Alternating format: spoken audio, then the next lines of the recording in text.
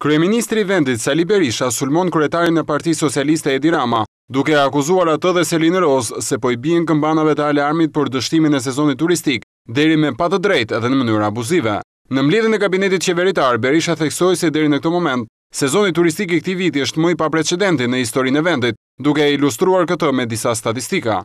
Sezoni turistik i deri tanishëm të jetë sezoni më i paprecedent në historinë e vendit.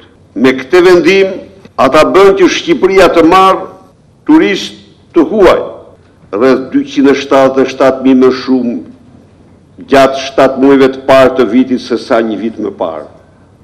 Vetëm nga kjo deg të krijohen në vend 190.000 vende pune. Nga Velipoja në Ksamil, kur ndonjëherë nuk ka patur një dyndje të tillë turistike.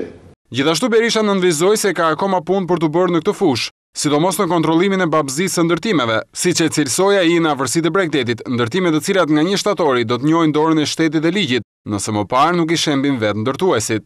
1 shtatori do të shënojë zbatimin më riguroz të ligjit nga Ksamili deri në Velipoj. Të babëzitur që shkoni ndërtoni në rër, tregoni se morali juaj është inekzistent.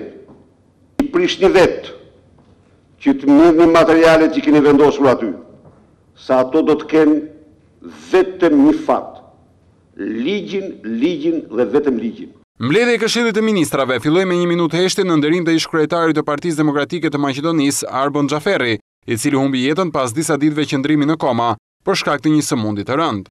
Le të nderojmë me 1 minutë heshtje kujtimin e tij.